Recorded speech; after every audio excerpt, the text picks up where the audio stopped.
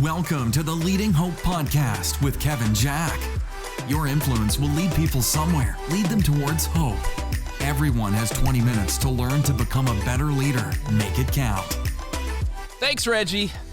Welcome to Leading Hope with Kevin Jack. I'm your host, VJ Williams, here with my friend and pastor, Kevin Jack. Thank you for joining us and taking time out of your day to become a better leader. We release a new episode every Wednesday, so we'd love for you to join us on social media and to share and bring others along with us on this journey of becoming a better leader. Visit leadinghope.online to get updates and find out more about the Leading Hope community. If you're new to the podcast, welcome. So glad that you're here. If you haven't subscribed yet, it'd mean the world to us if you did that now. And post about it, rate and review. It's so important. You won't believe how that helps get this podcast in the hands of so many more leaders like you. And we are live, Kevin. We're live on Facebook and YouTube every Wednesday at 11:30. If you have a question, drop that in the chat. We would try to get to it before the end of the podcast, but we're starting a new series today. New series. I'm excited. A new development paradigm. You want a joke there? You got a joke for us? I need to make all the jokes right away. Yeah. Okay, first off, if you're watching with us live or on YouTube later on, I made the mistake. I'm wearing a white shirt today, so it kind of looks like I'm a floating head. It looks exactly like that. You've got that. Wardrobe malfunction. My bad. Number two is we decided 5 seconds before we went live that we were going to name the voiceover guy ahead of time, Reggie. If you have a better name for him, Put it in the chat. Put it in the chat. We'll take any and all suggestions. We just like to thank him every single week. And then we want to stress that this series is, because we were saying it incorrectly, it is a new development paradigm. Not a nude development paradigm. That is, a new development paradigm. That is correct. And today is episode 75, Develop Like It's the 21st Century. Episode 75. We did it. So we're going to spend this week and the 3 weeks after that little 4-part series talking about development. And to kick this one off, this is kind of an orientation starter in the whole series today, is I've got 3 big ideas that will help you track along, okay? So they build on each other, but so I don't want you to get lost in the content. 3 big ideas. First one is this: development is the greatest investment of your time that you could make. Now, we're going to focus on, hey, how do you get better personally? How do you help others get better? How do you upgrade your abilities? How do you upgrade your capacity and capability? But it starts with this belief that that development is the greatest investment of your time. If you're a leader, whoever you are, developing others and developing yourself is the best thing you could do. And I give you case in point college basketball as an example. Over and over again, we see teams that have longevity beat teams that have talent. Players that stay for 3 or 4 years consistently beat teams that are full of 5-star recruits and McDonald's All-Americans. And it isn't even necessarily because they were better. It's that time together. It's 1,000 different things. But I just say, hey, there's a similar application with your team, your organization, and yourself. Focusing on development is the greatest long-term impact that you could make. The problem is that it comes with a short-term exchange that in order to go through the process of development requires that you take time away from other things. But to just start that as a foundation, and I'm not going to go any further than that. I think that's intuitive and that makes sense.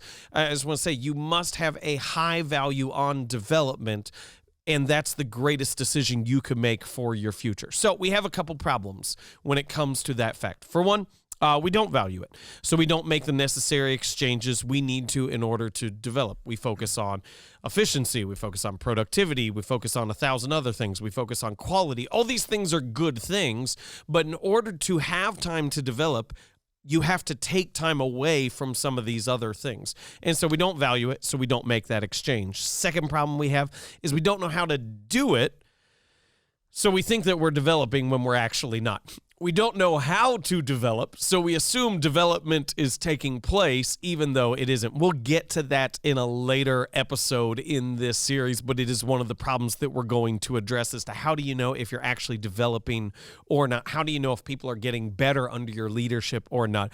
But today I want to focus on the third problem. And that is, we don't know how development has needed to change, And so we don't develop in the reality of our world today. We don't know how development has needed to change, and so we don't develop in the reality of our world today. For most of us, when we think of development, we think teach them something, teach them a skill, give them a competency, help them get better at their craft. That is the majority of our focus when it comes to development. The problem with that thinking is the internet, like YouTube. You don't need to be present. You don't need another person in your life for you to perfect a skill, for you to refine your craft. Whenever my headlight goes out on my car, which happened recently, I did not call a mechanic. I did not call my father. I went on. I could have called you, buddy. Thank you. Yeah.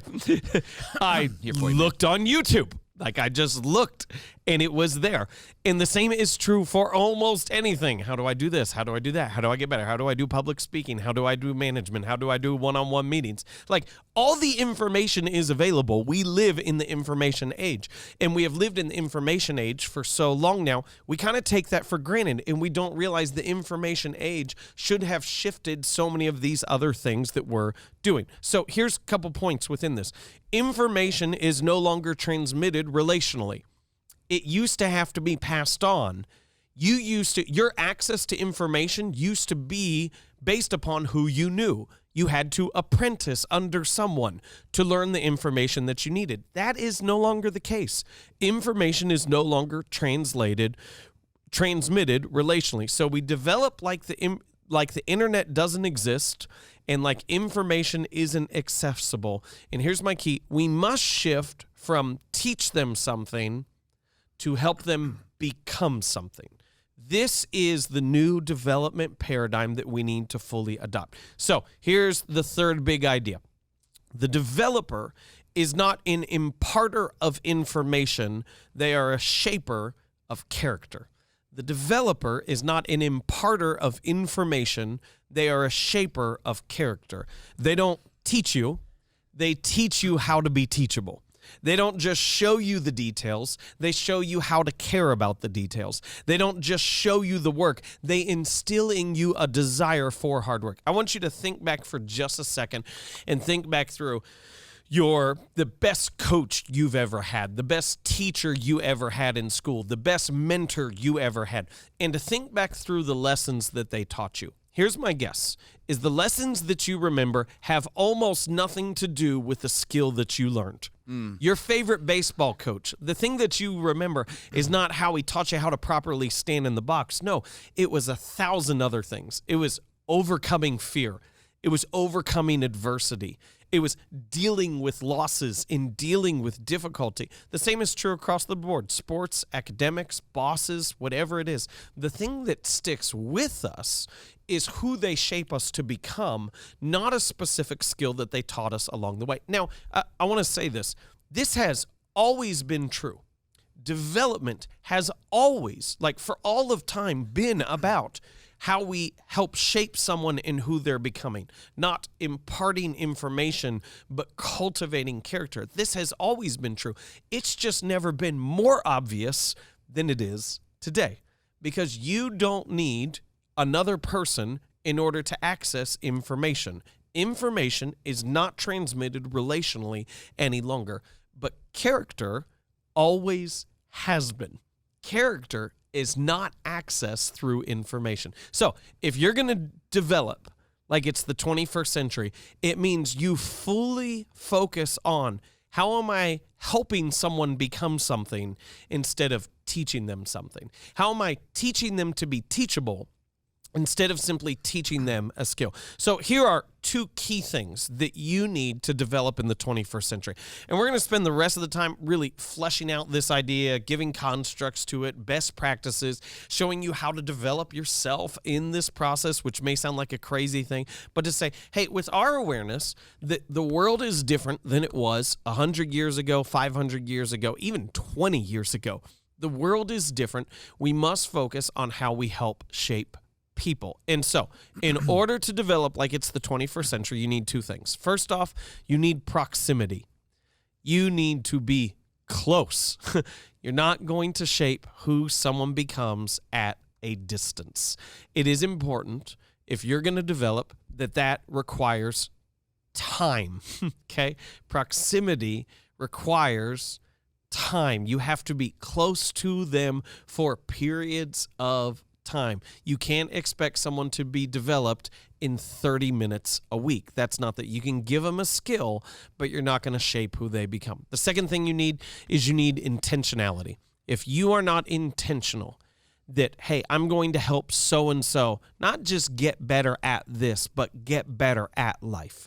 I'm going to help them not just in this skill set, but for the future. If you are not intentional about development, efficiency, productivity, quality are going to squeeze out every last bit of development time that you possibly have. So my belief, and I believe the thing that should be obvious, is that, hey, the greatest impact you can make in the long term is through a focus on development. That is the best long-term impact you could possibly make.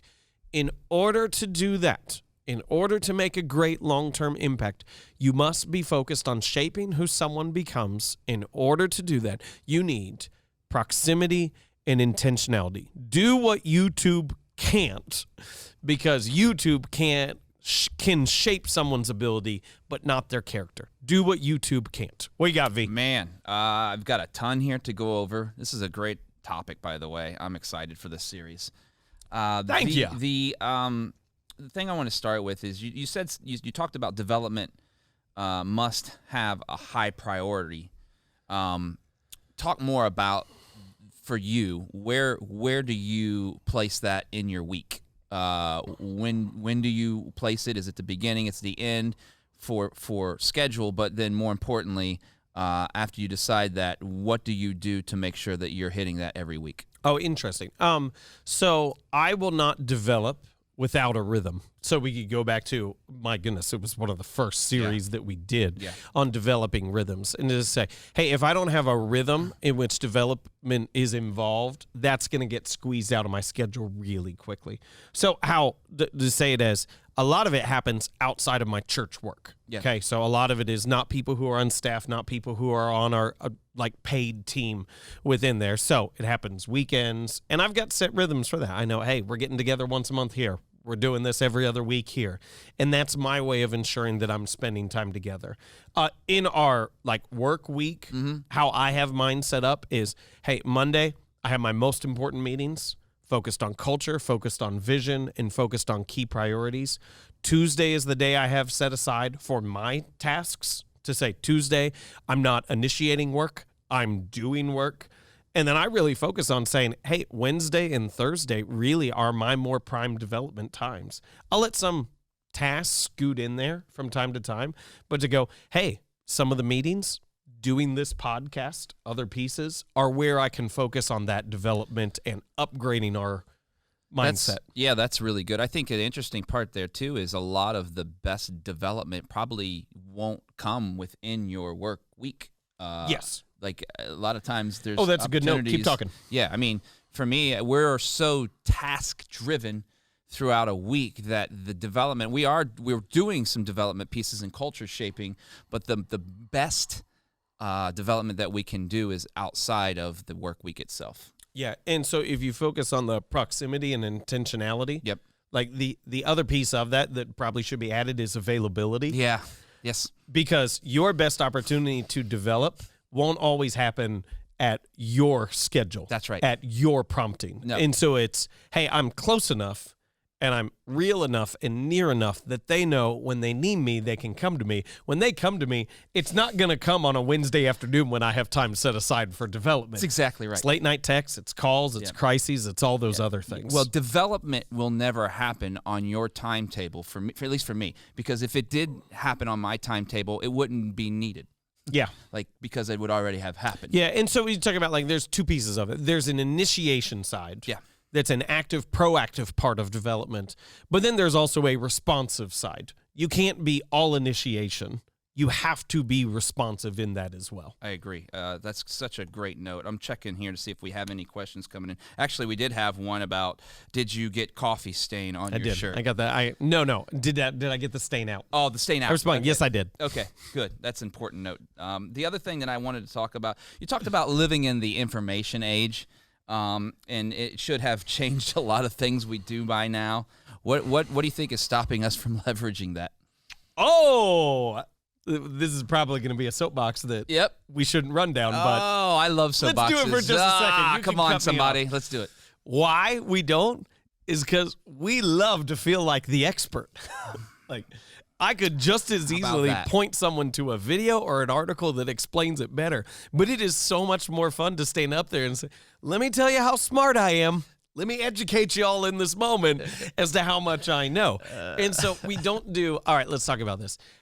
We don't do the more important work of shaping who someone becomes because our ego doesn't allow us to relinquish the role of genius in the room. Oh, man. And so instead, what actually happens is we spend all our time doing what an article or video could already do better than we do, and we negate the one thing that only we can do, which is helping shape someone's character. That was fun. That is interesting. Yeah, we'll leave that right there because I think it's enough said just that way.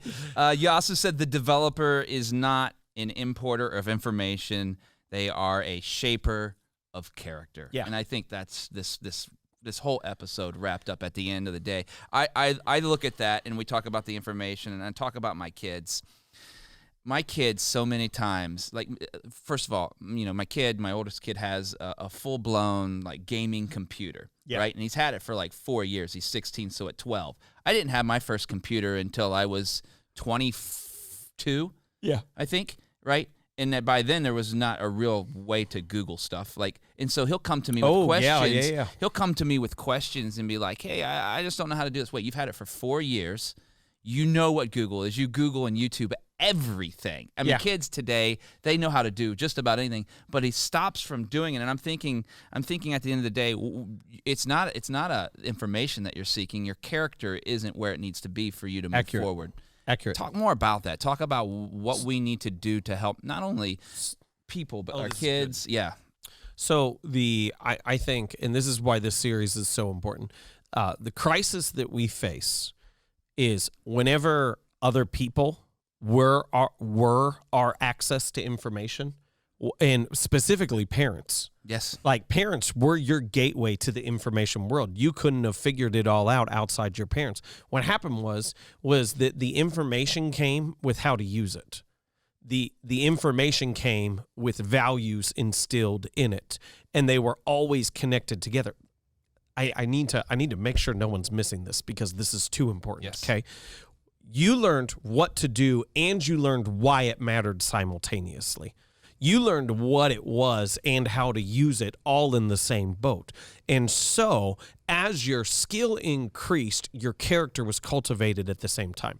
As parents have been pushed aside, and as people are no longer the ones who we receive information from, all of a sudden we have skill set without purpose. All of a sudden we have ability without values. All of a sudden we have competence without character. And this is the crisis. Yeah. Is to go, hey, we have so, all right, so this turned into a Simon Sinek my goodness, TED Talk right here, man. This is getting good. Don't leave. That's just the really hard thing, is to go, we're at a spot where we are more capable as a society than ever before and more depressed than ever before because we have ability without values, character, or competency without character. And so to say, like, this is so important right now because it is not happening. Yes. The other thing I wanted to talk, that's really good, by the way. The other thing that I wanted to talk about was the proximity and intentionality, which is the key to the character forming and development cycles. But you talked about here's what Fortune 500 companies are learning today. Oh, right? Here's what they're learning. They're learning today that I don't have to have a physical building to stay. I still need the proximity. It doesn't have to be in a building because I can connect through the internet. And because of that, they can still develop. They might actually are starting to figure out that they can actually develop more people quicker because they don't have to get in a car. In New York City, it takes an average person about an hour to get to their job. That's an hour there and an hour back. They get all that time back if they don't have to leave their house. Okay. Right? So the proximity piece is now in their living rooms or their offices, and they can develop more people over time. That just explains proximity, and such a realization for me is that, man, if you're not close to the people you're trying to develop, it's not going to happen. And what happens over time is if you don't realize that you're missing the relationship piece of the development, it erodes a lot quicker than if you're not. I guess at the end of the day, the proximity is just an amazing concept to me. Talk more about why that's so important. I mean, this is going to sound like a bad answer. Okay, Yeah. ready? It just doesn't happen if you're not close. Yeah. Like, Well, some people will. Here's what they'll do, right? They'll say, "Okay, here's my leaders, yeah. right? Go develop." Oh, yeah. And that doesn't. And it's not doesn't gonna- It doesn't work. Or just say, like, I don't know how to describe it more deeper than that. Like, why is proximity important? Because it doesn't happen. Yeah. Well, why does it matter? Because it doesn't happen. because it's about character, and character can't be shaped at a distance without contact points. It's just non-existent. Yeah, that's good. What else do you want to talk about? I think we're out of time here. Let me. I check. think we're out of time. Are we out of time? Well, that's great. We're out of time. Thank you guys so much for joining us. What do you want to end up this Hey, we'll episode jump into 75? this more the rest of this month. I hope you'll be a part of it. I just want you to know, like, really, really clearly, like, we talk about it from an organizational, from an effective standpoint, from an ability standpoint, and just to say who you develop really matters. Not just to you and your longevity, it really matters to them, because chances are they've never been developed and had anyone shape their character. And so don't miss that opportunity to make an impact on their life. That's awesome. Thank you guys for joining us today, episode 75, Develop Like It's the 21st Century. If you're new to the podcast or haven't yet subscribed, it'd mean the world to us if you did that now. Also post about it, rate and review. You won't believe how that gets this in the podcast of so many other people like you, and leaders for that matter. We love hearing your stories of how the podcast is working in your life and business. If you have a story, visit leadinghope.online and send that to us. We'd love to hear from you. And remember, everyone has 20 minutes to learn to become a better leader. Make it count.